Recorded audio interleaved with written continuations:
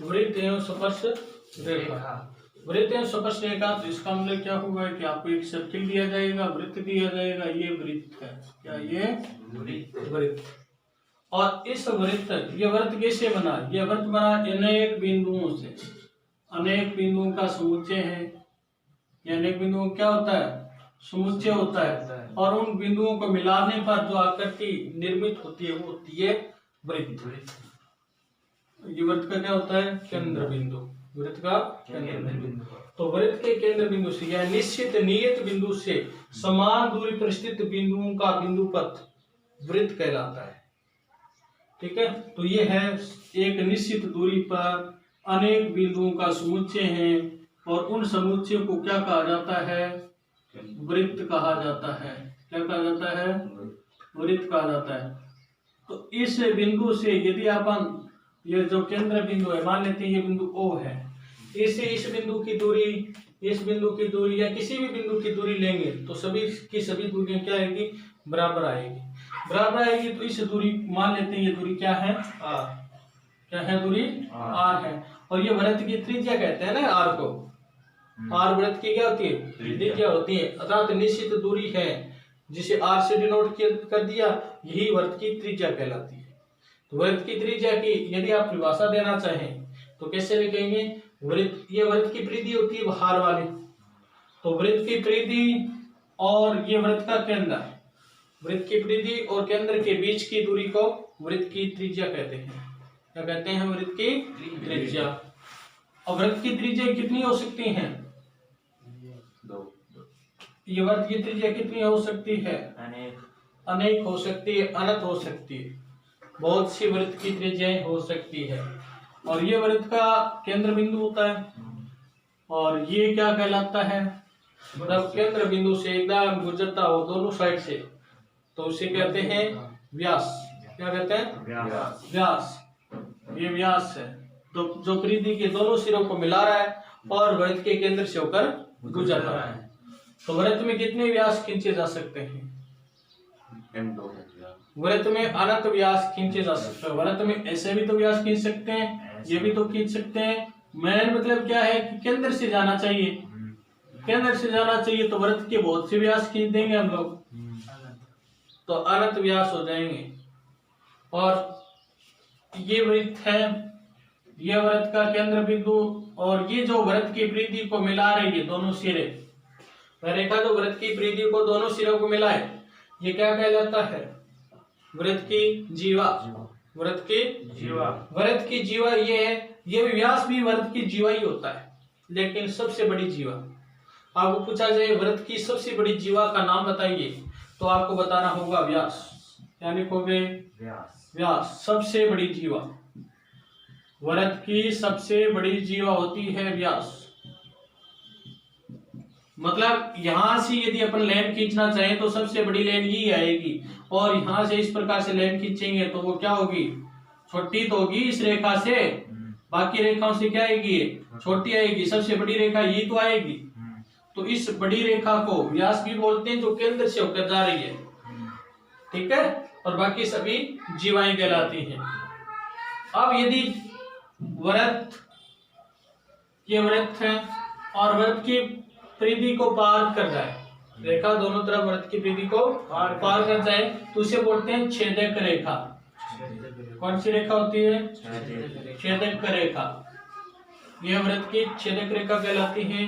जो वृत्त की कितनी भी छेदक रेखा खींच सकते हैं, वृत्त की कितनी भी छेदक रेखा खींची जा सकती है। आगे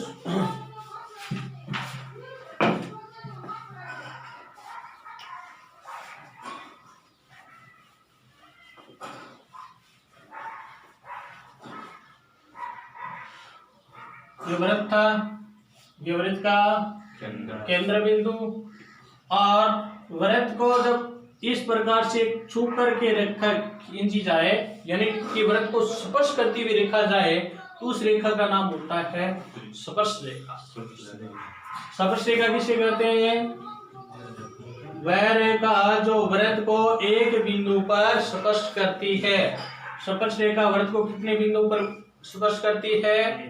एक बिंदु पर। यह भी प्रश्न पूछा जा चुका है कि वृत्त की स्पर्श रेखा वृत्त को कितने बिंदुओं पर स्पर्श करती है, वृत्त को कितने बिंदुओं पर स्पर्श करती है। तो आपका आंसर क्या होगा, कितने बिंदुओं पर स्पर्श करती है वृत्त की स्पर्श रेखा, एक बिंदु पर, केवल और केवल एक बिंदु पर स्पर्श रेखा स्पर्श करेगी। अब वृत्त में मैं एक वृत्त बना देता हूं और इसमें वृत्त में मैंने 3 बिंदु ले लिए। एक तो बिंदु ले लिया P और एक ले लिया मैंने Q और एक ले लिया मैंने R। ठीक है, अब आप ये बताओ कि बिंदु R से इस वृत्त पर कितनी स्पर्श रेखा खींच सकते हैं। R वृत्त के क्या है, बाहर स्थित बिंदु है। वृत्त की क्या है, बाहर। 3 स्थिति बन गई इसकी। एक तो बन गई वृत्त के ऊपर बिंदु हो तब वृत्त की कितनी स्पर्श रेखा होगी। एक कंडीशन बन गई वृत्त के बाहर स्थित हो तब वृत्त पर कितनी स्पर्श रेखा खींची जा सकती है। और एक कंडीशन होगी वृत्त के अंदर हो तब वृत्त की कितनी स्पर्श रेखाएं खींची जा सकती है। तीनों में से कोई क्वेश्चन पूछा भी जा सकता है। 1 नंबर में छोटा प्रश्न, जब वृत्त के बाहर बिंदु हो तो स्पर्श रेखा खींची जा सकती है 2। एक तो ये हो गई और एक ये हो गई कैसे। ठीक है, यहां ले लेता हूं मैं, क्यों वृत्त पर तो कितनी स्पर्श रेखा खींची जा सकती है, 2। और कोई स्पर्श रेखा नहीं खींच सकते क्योंकि वृत्त को केवल और केवल 2 बिंदुओं पर ये स्पर्श करने वाली ये रेखाएं हो सकती हैं। तो वृत्त के बाह्य बिंदु से कितनी स्पर्श रेखाएं खींची जाएगी, 2। अब वृत्त के बात करें इस बिंदु पर, इस बिंदु पर एक ही बिंदु है और इस बिंदु से स्पर्श रेखा खींचेंगे। जैसे मान लो ये खींचेंगे, ठीक है, ऐसे खींचेंगे तो कितनी स्पर्श रेखा हो जाएगी। इस प्रकार से एक ही बिंदु पर काटनी चाहिए, एक ही बिंदु पर काटनी चाहिए तो एक ही स्पर्श रेखा होगी। कितनी स्पर्श रेखा होगी, एक स्पर्श रेखा, तो बाकी स्पर्श रेखा नहीं होगी। और वृत्त के अंदर स्थित हो तब कितनी स्पर्श रेखा खींच सकते हैं। वृत्त के अंदर स्थित बिंदु से, वृत्त के अंदर है, स्पर्श रेखा काटेंगे, ये तो काटेगा, वृत्त को काटेगा तो स्पर्श रेखा थोड़ी होगी। स्पर्श रेखा किसे कहते हैं, जो स्पर्श करती हुई जाए। और यहाँ से कोई रेखा खींचेंगे तो वो तो वृत्त को विभाजित करेगा, स्पर्श नहीं करेगा। इसका मतलब कितनी स्पर्श रेखा खींच सकते हैं, 0। कितनी स्पर्श रेखा खींची जाएगी, 0 स्पर्श रेखा, तथा कोई स्पर्श रेखा नहीं खींची जाएगी।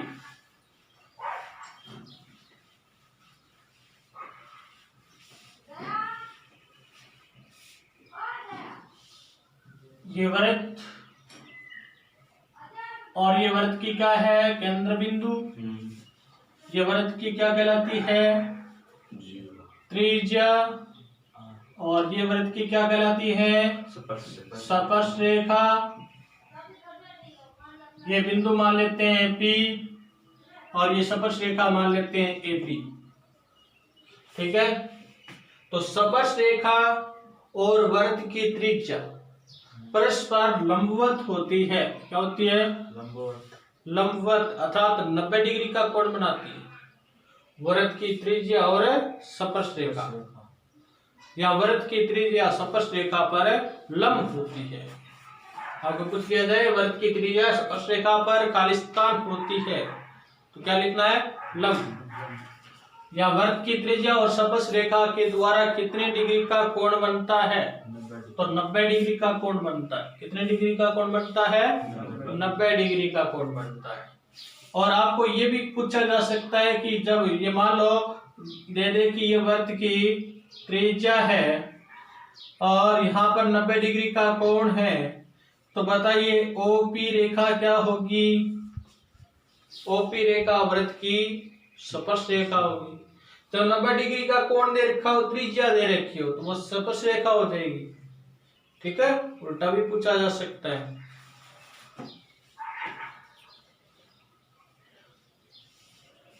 अब प्रमेय है एक 13.3 जो बहुत ही महत्वपूर्ण पेपर की दृष्टि से है। 13.3 प्रमेय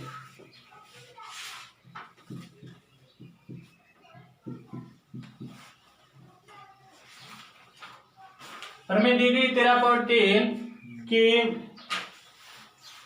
एक वृत्त के बाह्य बिंदु से खींची गई स्पर्श रेखाएं बराबर होती है, सिद्ध कीजिए। एक वृत्त के बाह्य बिंदु से खींची गई स्पर्श रेखाएं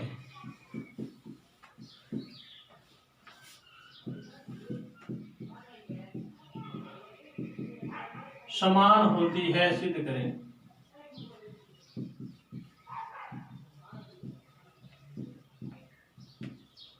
बहुत ही महत्वपूर्ण प्रश्न है जो कि परीक्षा में बहुत बार पूछा गया है। जैसे मान लेते हैं ये वृत्त का केंद्र O है और इसके बाह्य बिंदु P से दो स्पर्श रेखा PA और PB खींची गई। सबसे पहले लिखना होता है दिया है, आपको क्या दे रखा है यहाँ, वृत्त का केंद्र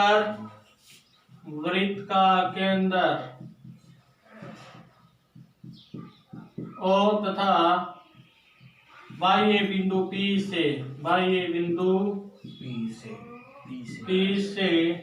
दो स्पर्श रेखा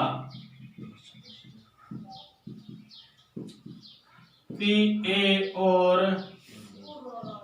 PB खींची गई है। यह आपको दिया हुआ है, सिद्ध करना है।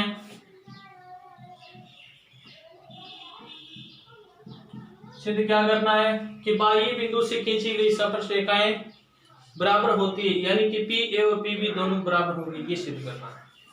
सिद्ध करना है PA बराबर PB। तीसरा जो पॉइंट लिखा जाता है वो लिखा जाता है उपपत्ति। क्या लिखा जाता है? उपपत्ति। ये दो पॉइंट तो आपको प्रश्न में दिए हुए होते हैं, और तीसरा जो पॉइंट लिखे हैं वो लिखना है उपपत्ति। उपपत्ति में कैसे लिखना है, ध्यानपूर्वक देखो। बिंदु P से A और B पर स्पर्श रेखा खींची गई है, तो आपको लिखना है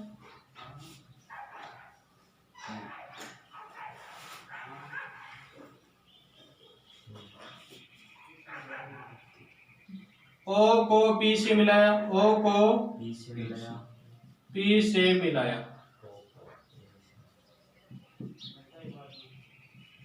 ठीक है, O को किससे मिला दिया उन्हें? P से। अब त्रिभुज बन गए दो। कितने बन गए त्रिभुज? दो। एक तो बन रहा है PAO, दूसरा बन रहा है PBO। तो त्रिभुज PAO तथा त्रिभुज PBO में, अब ध्यानपूर्वक बताओ मेरे को कि OA क्या है? वृत्त की क्या कहलाती है? OA त्रिज्या। OA वृत्त की क्या कहलाती है? त्रिज्या। और PA क्या है? वृत्त की स्पर्श रेखा। वृत्त की त्रिज्या और स्पर्श रेखा के बीच में जो कोण बनता है वो कितने डिग्री का बनता है? 90 डिग्री का बनता है। कितने डिग्री का बनता है? 90। तो यहाँ भी ये भी कितने का बनेगा? 90 डिग्री का बनेगा। तो यहाँ लिखेंगे कि कोण A बराबर कोण बराबर 90 डिग्री। कारण क्या लिखना है कि वृत्त की त्रिज्या स्पर्श रेखा पर लंब होती है। स्पर्श रेखा पर लंब होती है, तो A और B का मान समान आ गया। अब ये बताओ OP उपनिष्ठ रेखा है।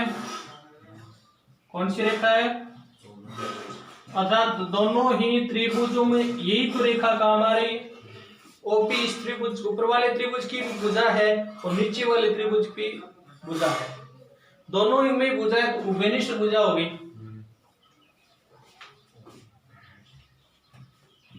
और तीसरा जो पॉइंट है वो आपने को क्या लिखना है इसमें कि OA बराबर OB।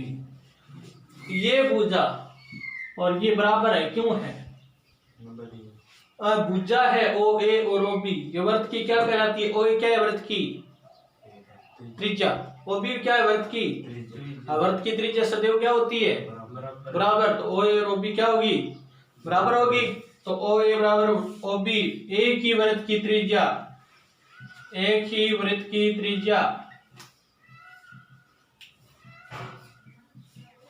इसलिए एक कोण बराबर है, दो भुजाएं बराबर हैं, तो क्या लिखेंगे कि त्रिभुज दो एस हो गए, भुजा को एस बोलते हैं और कोण को एंगल ए बोला जाता है।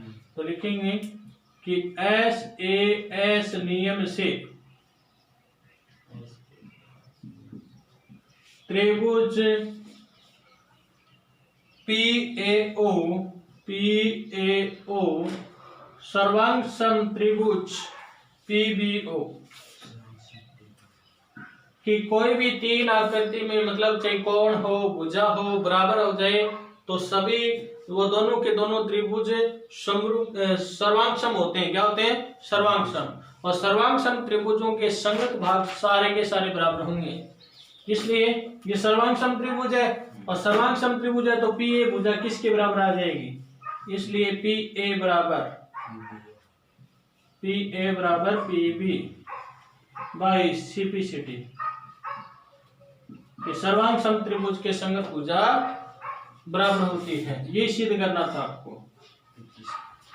ये इतनी प्रमेय है, छोटी सी प्रमेय है और बहुत ही महत्वपूर्ण है।